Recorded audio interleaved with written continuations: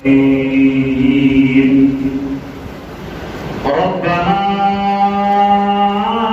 وابعث فيهم رسولا منهم يتلو عليهم آياتك ويعلمهم الكتاب والحكمة ويزكيهم إنك أنت العزيز الحكيم. صدق الله العظيم وصدق رسوله النبي الكريم الأمين. إن الله وملائكته يصلون على النبي يا أيها الذين آمنوا صلوا عليه وسلموا تسليما. الصلاة والسلام عليك يا سيدي يا رسول الله وعلى آلك وأصحابك يا سيدي يا حبيب الله. گنج بخشے فیض عالم مظہر نور خدا ناکی سارا پیر کامل کاملارا رہنما. طلع البدر علينا من ثنيات الوداع. طلع البدر علينا من ثنيات الوداع وجب شكر علينا ما دعا لله داعي. ما دعا لله داعي أيها المبعوث بنا أيها المبعوث بنا. جئت بالأمر المطاع جئت بالأمر المطاع. اللہ رب العزت کے دوسرا اور دوسرا کے معظم نور مجسم سیاح العالمین سید الجلال جناب حضرت محمد مصطفیٰ صلی اللہ علیہ وآلہ وسلم کی بعد ناس میں ہدیت الاسلام کا نذرانہ عقیدت و محبت پیش کرنے کے بعد حاضرین و سامعین قرآن مجید کو خاموشی کی جو آیت مقدسہ تلاوت کی ہے اس میں اللہ رب العالمین نے یہ ارشاد فرمایا ربنا وابعث فیہم رسولا. فرمایا ہے ہمارے رب بھیج ان میں ایک برگزیدہ رسول رسولا منہم یتلو علیہم آیاتک. فرمایا کہ ایک برگزیدہ رسول انہی میں سے تاکہ وہ پڑھ کر سنائے انہیں تیری آیتیں. وَيُعَلِّمُهُمُ الْكِتَابَ اور سکھائے انہیں یہ کتاب اور دانائی کی باتیں.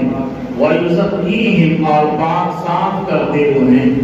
إِنَّكَ أَنْتَ الْعَزِيزُ الْحَكِيمُ. فرمایا کہ بے شک تو ہی بہت زبردست اور حکمت والا ہے. اب یہ حضرت ابراہیم نبی علیہ السلام کی دعا ہے آپ نے کب فرمائی. اس آیت قدسہ کا شان نزول یہ ہے کہ حضرت ابراہیم نبی علیہ السلام نے کیا کیا جب خانہ کعبہ کی تعمیر کر لی. اب خانہ کعبہ کی تعمیر کرنے کے بعد آپ نے مالک رب العزت میں پھر یہ بسط کی جو ریاض دامن طلب پھیلایا اور اپنے لیے کیا کیا اپنے لیے اور اپنے آنے والوں کے لیے دعائیں مانگی اور آخر میں ایک التجا اللہ تعالیٰ کی ساری خدائی کے لیے پیش کی. تو فرمایا اس ابتدا کو قرآن حکیم نے ان الفاظ میں بیان فرمایا کہ وَرَبَّنَا وَابْعَثْ فِيهِمْ رَسُولًا، اے محبوب، اے ہمارے پروردگار، بھیج ان میں ایک برگزیدہ رسول جو کیا کرے گا، یتلو علیہم آیاتک، جو انہیں تیری آیتیں سکھائے، تاکہ وہ کیا کریں، انہیں کتاب آیتیں پڑھ کر سنائے اور سکھائے انہیں کتاب اور دانائی کی باتیں، اور پاک صاف کر دے انہیں، بے شک تو ہی بہت زبردست اور حکمت والا ہے۔ اب اس آیت مبارکہ میں تین عظیم فرائض جو ہیں وہ بیان فرمائے گئے ہیں، اور وہ تین عظیم فرائض کون سے، ان کا ذکر جسٹس پیر محمد کرم شاہ الازہری علیہ الرحمہ سیرت سیاق نبی شریف کی اس جلد میں کرتے ہیں، جلد نمبر 5 ہے، اس میں آپ تذکرہ فرماتے ہیں۔ فرمایا کہ اس میں پہلا فرض یہ ہے کہ جو حضرت ابراہیم علیہ السلام نے دعا فرمائی، اے محبوب، اے ہمارے پروردگار، ان میں ایک ایسا جلیل القدر رسول مبعوث فرما، اور پھر کیا فرمایا کہ جو ان میں تین عظیم فرائض کی تکمیل کرے، اس میں سے پہلا فرض کیا ہے، فرمایا کہ وہ اپنی طرف سے گھاڑ کر کچھ نہ کہے، بلکہ وہی کہے جو تیری طرف سے نازل ہونے والا ہے، تیری طرف سے پہنچنے والا ہے، جو تو ان تک پہنچائے وہی وہ آگے لوگوں تک پہنچائے۔ پہلی چیز فرمایا کہ وہ اپنی طرف سے گھڑ کر کچھ نہ کرے، بلکہ وہ صرف تیری آیتیں ہی تلاوت کر کے انہیں سنائے۔ دوسرا فرمایا کہ صرف آیتیں ہی نہ سنائے، بلکہ ان آیات کا معنی اور مفہوم جو ہے وہ بھی سمجھائے، وہ بھی سکھائے، اور اس کے ان آیات ربانی کے معنی اور لطائف سے بھی اپنے سامعین کو مالا مال کرے۔ دوسری چیز تیسرا فرمایا کہ تیسرا فرض جس کو وہ نبی رحمت انجام دے وہ یہ ہو کہ گندے دلوں کو اپنی نگاہ پاک سے پاک اور صاف کر دے، دلوں کا تزکیہ کرنے والا ہو، دلوں کو صاف کرنے والا ہو، اور ان میں کسی قسم کی کوئی علائش باقی نہ رہے، کوئی گندگی باقی نہ رہے، اس طرح دلوں کو پاک اور صاف کر دے، اور ان کا آئینہ دل یوں صاف ہو جائے کہ انوار الہی ان میں منعکس ہونے لگے، اور تمام تر حجابات جو پردے ہیں ہمیشہ کے لیے اٹھا دیے جائیں۔ تو یہ تین کام وہ نبی کرے۔ اب جس کے بارے میں حضرت ابراہیم علیہ السلام یہ دعا فرما رہے ہیں، اللہ رب العالمین قرآن میں دوسرے مقام پر اسی طرح ارشاد فرماتا ہے اور اپنے پیارے حبیب کی آمد کا ذکر فرماتا ہے۔ سورہ آل عمران کی آیت نمبر 164 ہے، فرمایا کہ لقد من اللہ علی المؤمنین اذ بعث فیہم رسولا، اور آگے فرمایا کہ رسولا من انفسہم یتلو علیہم آیاتہ وَيُزَكِّيهِمْ وَيُعَلِّمُهُمُ الْكِتَابَ وَالْحِكْمَةَ وَإِنْ كَانُوا مِنْ قَبْلُ لَفِي ضَلَالٍ مُبِينٍ۔ فرمایا کہ یقیناً بڑا احسان فرمایا اللہ رب العالمین نے کہ اللہ تعالیٰ نے مومنوں پر جب اس نے بھیجا ان میں ایک رسول انہی میں سے، یعنی اسی قوم میں سے رسول بھیجا، اور پڑھتا ہے ان پر اللہ کی آیتیں، اور بات کرتا ہے انہیں اور سکھاتا ہے انہیں قرآن اور سنت، اگر کہ وہ اس سے پہلے یقیناً کھلی گمراہی میں تھے۔ اب اللہ رب العالمین نے پہلے تو جو آیت مبارکہ جو حضرت ابراہیم علیہ السلام نے دعا فرمائی، اس میں آپ نے یہی دعا فرمائی کہ ایک رسول بھیج جو کیا کرے، جو تزکیہ نفس کرے، آپ وہ تزکیہ نفس کرے، دلوں کو پاک کرے، تیری آیتیں پڑھ کر سنائے، اور تیری آیتیں سنائے ہی نہیں بلکہ تیری ان آیات کو ان کے دلوں میں اتارے بھی، ان کے معانی بھی ان تک پہنچائے، سکھائے، اور پھر کیا کرے، فرمایا کہ ان کے دلوں کو اس طرح پاک اور صاف کرے کہ ان کے دلوں میں کسی قسم کا بھی عیب نقص باقی نہ رہے، گندگی باقی نہ رہ جائے۔ تو اب اس آیت پاک میں اللہ رب العالمین یہی فرما رہا ہے کہ ہم نے مومنین پر احسان فرمایا ہے کہ ان میں انہی کی نسل میں نے اپنا رسول بھیجا ہے۔ ہم نے اس آیت پسل کے حوالے سے پچھلے جمعہ بھی جب فرمایا تھا کہ اللہ رب العالمین کو یہ فرما رہا ہے لقد من اللہ علی المؤمنین، کہ میں نے احسان فرمایا ہے ان پر، مومنین پر۔ اگر مومن تھے ہی نہیں تو رب قرآن میں یہ آیت کیوں نازل فرما رہا ہے کہ میں نے مومنین پر احسان فرمایا ہے؟ پتہ یہ چلا کہ اس وقت بھی مومن موجود تھے، اس لیے رب فرما رہا ہے کہ میں نے مومنین پر احسان فرمایا ہے کہ میں نے اپنا محبوب ان میں بھیجا ہے۔ گویا کہ جو نبی رحمت صلی اللہ علیہ وسلم کے والدین کریمین آپ کے آباء و اجداد ہیں، آپ کے خاندان والے ہیں، جن کے بارے میں رب یہ فرما رہا ہے کہ لقد من اللہ علی المؤمنین، کہ میں نے مومنوں پر احسان فرمایا ہے۔ مومن تھے تو اسی لیے اللہ رب العالمین کے پیارے حبیب کے دادے محترم نے یہ دعا فرمائی تھی۔ اس وقت جب ابراہ نے ہاتھیوں کے ساتھ حملہ کرنا چاہا تھا خانہ کعبہ پر، تو آپ نے اس وقت کیا کہا تھا؟ آپ نے فرمایا لوگوں آؤ ہم پہاڑی پر چلے جاتے، کعبے والا جانے اور کعبہ جانے، ہم اپنا کام کرتے۔ ہاتھیوں والا آ ہی کیا ہے تو اس کے ڈر سے پریشان ہونے کی بات نہیں، آؤ ہم پہاڑ پر جاتے اور دیکھتے ہیں کہ رب ان کے ساتھ کرتا کیا ہے۔ ایمان تھا تو تبھی تو یہ کلمات کہے، اور یہ جانتے بھی تھے کہ رب ہے اور اس کعبے کا مالک بھی ہے۔ اسی لیے رب فرما رہا ہے لقد من اللہ علی المؤمنین، کہ میں نے احسان فرمایا ہے ان پر، مومنین پر احسان فرمایا ہے۔ اور یہ دعا جو حضرت ابراہیم علیہ السلام نے فرمائی تھی، اللہ رب العالمین آج اس آیت پر میں آگے یہ فرما رہا ہے کہ یہ وہ نبی ہے جو کیا کرتا ہے، یزکیہم، فرمایا کہ پھر آیت ہی نہیں سناتا بلکہ انہیں ان کا تزکیہ کرتا ہے، ان کے نفسوں کو پاک کرتا ہے۔ وَيُعَلِّمُهُمُ الْكِتَابَ، اور کتاب کا علم بھی سکھاتا ہے، والحکمہ، اور حکمت کی باتیں بھی بتاتا ہے۔ آگے فرمایا إِن كَانُوا مِن قَبْلُ لَفِي ضَلَالٍ مُبِينٍ، اس سے پہلے یہ محبوب جب آیا، اس محبوب کے آنے سے پہلے قوم کھلی گمراہی میں تھی، لیکن جب یہ محبوب آیا تو اس محبوب کے آنے کے بعد اس نے ان کے دلوں کو پاک بھی کیا، صاف بھی کیا، ان کے دلوں کو تزکیہ نفس عطا فرمایا۔ اور پھر فرمایا کہ کیا ہوا، اب جب اس محبوب نے ان کے دلوں کو پاک اور صاف کیا ہے تو اس سے قبل وہ ان ساری چیزوں سے دور تھے، ان کے دل مردہ تھے، کالے تھے، سیاہ تھے، وہ کھلی گمراہی میں تھے۔ یہ نہیں کہ پڑھنا لکھنا نہیں جانتے تھے، پڑھنا جانتے تھے، لکھنا جانتے تھے۔ کیا تھا؟ آج بھی لوگ کہتے ہیں کہ ہر بندہ جانتا ہے، ہر بندے کے پاس علم ہے، فلاں بندے نے بی اے کیا ہوا ہے، فلاں بندے نے ایم اے کیا ہوا ہے۔ ایم اے اور بی اے سے بات نہیں بنتی، بات بنتی ہے جو محبوب کے اوپر نازل ہوا ہے، اور جو محبوب فرما رہے ہیں اس بات پر اسی طرح عمل پیرا ہو کے دکھایا جائے جس طرح اللہ رب العالمین اس کے پیارے محبوب نے فرمایا ہے۔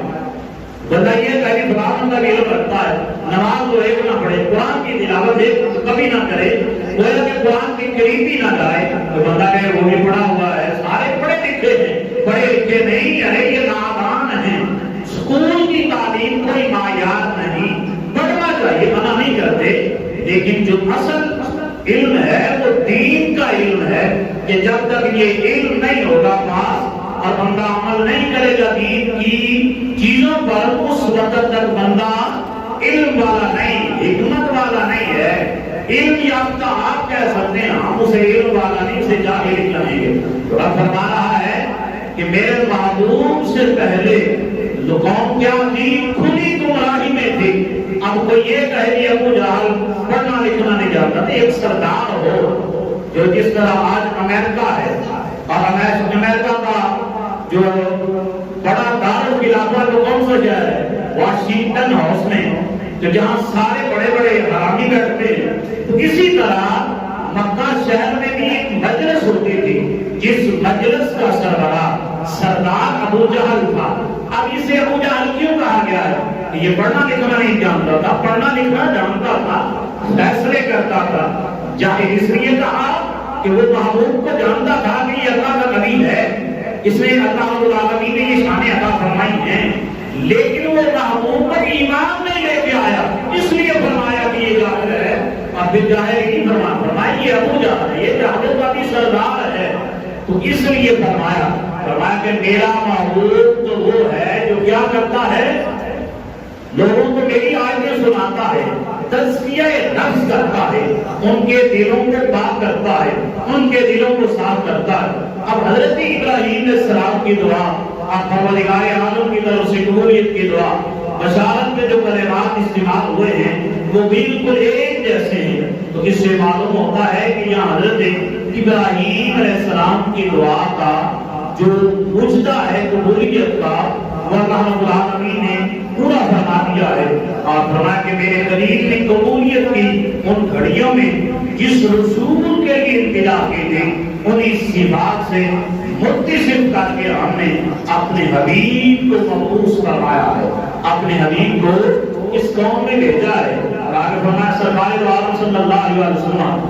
نبی اکرم صلی اللہ علیہ وسلم کا اپنا فرمان ہے۔ سرکار کیا فرماتے ہیں؟ سرکار نے یہ ارشاد فرمایا، کیا فرمایا کہ ایک روز اپنے صحابہ سے سرکار نے پوچھا، اے میرے صحابہ تم مجھے جانتے ہو میں کون ہوں؟ تو صحابہ نے عرض کی اللہ و رسولہ عالم، ہم نہیں جانتے، اللہ اور اس کا رسول ہی بہتر جانتے ہیں کہ آپ کون ہیں۔ اب سرکار کیا فرماتے ہیں؟ سرکار فرماتے ہیں اب سرکار نے اس رات سے پردہ اٹھایا، اب سرکار نے بیان فرمایا، کیا فرمایا؟ فرمایا انا دعوت ابی ابراہیم، میں اپنے باپ ابراہیم علیہ السلام کی دعا ہوں جو انہوں نے کب مانگی؟ فرمایا کہ جب کعبہ کی انہوں نے تعمیر کر لی اس وقت انہوں نے جو دعا مانگی تھی میں وہ دعا ہوں۔ اب پھر آگے فرمایا وَمُبَشِّرًا بِرَسُولٍ يَأْتِي، میں وہ بشارت ہوں جو حضرت عیسیٰ علیہ السلام نے اپنی قوم کو دی تھی، اور قرآن کی یہ آیت ہے وَمُبَشِّرًا بِرَسُولٍ يَأْتِي مِنْ اسْمِهِ أَحْمَدَ۔ حضرت عیسیٰ علیہ السلام اپنی قوم کو یہ پیغام سنایا کرتے تھے، لوگوں آگاہ رہنا، میرے بعد وہ رسول آنے والا ہے جس کا نام نامی اسم گرامی احمد ہوگا۔ اب حضرت عیسیٰ علیہ السلام کے حوالی آپ کے امتی یہ کہتے ہیں اے ہمارے نبی، اے عیسیٰ علیہ السلام، اے ابن مریم، وہ نبی آپ سے بھی زیادہ شانوں والا ہوگا۔ تو حضرت عیسیٰ علیہ السلام فرماتے ہیں، آپ فرماتے ہیں او میرے حوالی ہو، میرے امتی ہو، تم جانتے نہیں ابن عیسیٰ ابن مریم کو اگر اس نبی کے جوتیوں کے تسمے کھولنے کی شہادت بھی مل جائے تو یہ بھی بڑے مقدر کی بات ہے۔ یعنی اتنا شانوں والا، اتنے بلند مقام والا وہ نبی ہے۔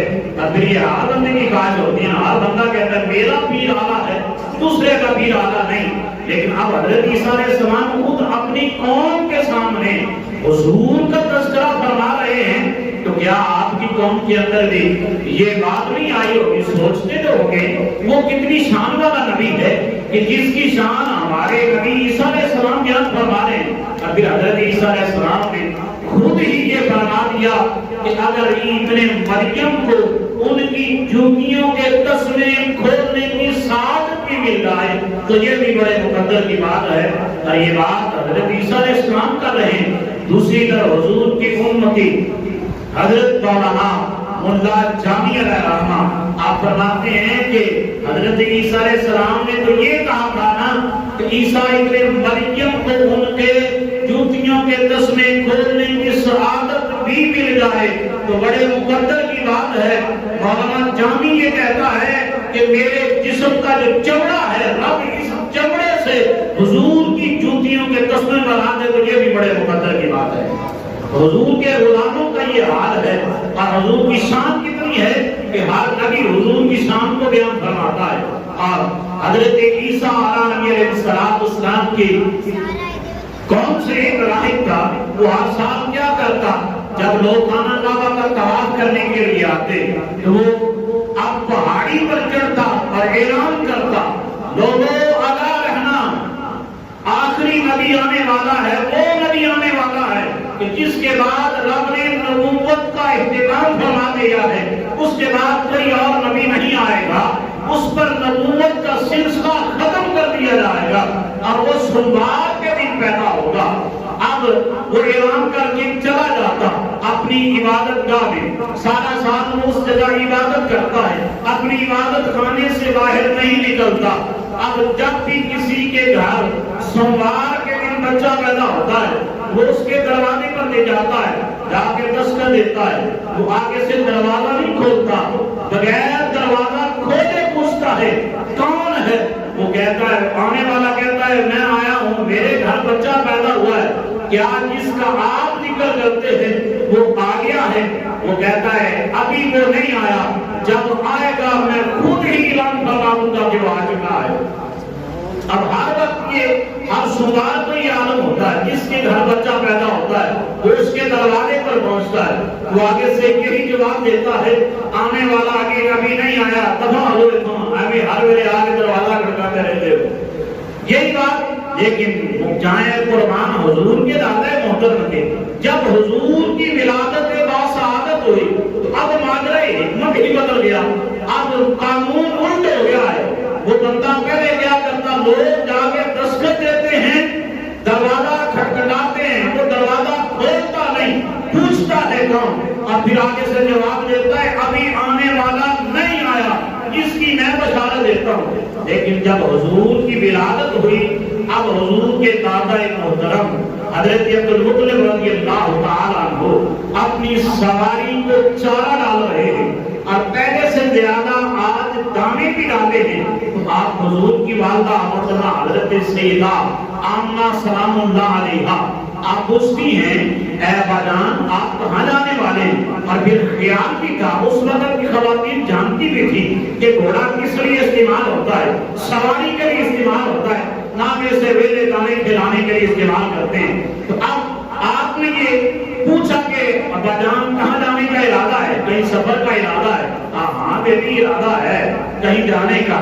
اب دانے ڈالے، چارہ ڈالا، سواری کو تیار کیا، تیار کرنے کے بعد آپ چلتے چلتے اس راہب کے دروازے پر پہنچے، ابھی دروازے کے قریب نہیں گئے، وہ اپنے گھر کی چھت پر کھڑا ہے، وہی سے دیکھ رہا ہے کہ آنے والا آ رہا ہے۔ آپ کے دروازے پر پہنچنے سے پہلے وہ دروازہ کھولتا ہے اور آپ کو اندر بلاتا ہے۔ پہلے کیا تھا، سب جاتے ہیں دروازہ ناک کرتے ہیں، کھڑکاتے ہیں، لیکن دروازہ کھلتا نہیں۔ لیکن جب حضور کے دادا گئے ہیں تو اب دروازہ آپ کے جانے سے پہلے کھول دیا ہے، اور کھولنے کے بعد مصلی بچھاتا ہے، حضور کے دادا کو اس مصلی پر بٹھاتا ہے، خود سامنے بیٹھ جاتا ہے اور بٹھا کے کہتا ہے آنے والا آ چکا ہے۔ حضور کے دادا فرماتے ہیں تمہیں کیسے پتا کہ آنے والا آ گیا ہے؟ اس نے کہا آج دن کون سا ہے؟ آپ فرماتے ہیں ہذا یوم الاثنین، آج سوموار کا دن ہے۔ وہ کہتا ہے یہی تو میں کہہ رہا ہوں کہ سوموار کے دن اس نے آنا ہے، وہ آ چکا ہے۔ آپ فرماتے ہیں حضور کے دادا فرماتے ہیں کیا پچھلے سوموار کو کوئی پیدا نہیں ہوا تھا؟ اس نے کہا ہوا تھا لیکن آنے والا آیا نہیں تھا، آج ہی آیا ہے۔ تو آپ نے فرمایا تجھے کیسے پتا کہ آج وہ آ چکا ہے؟ اس نے کہا عمر گزری ہے اسی دشت کی سیاحی میں، میرے جسم کے، میری داڑھی کے، میرے سر کے سارے بال سفید ہو چکے ہیں۔ جس دن سے میں نے یہ پڑھا ہے اور اعلان کر رہا ہوں کہ آنے والا جو آخری نبی ہے وہ آ رہا ہے، اور میں اعلان کرتا ہوں ہر سال اس دن سے لے کر آج تک کبھی بھی میں سوموار کے دن سویا ہی نہیں ہوں۔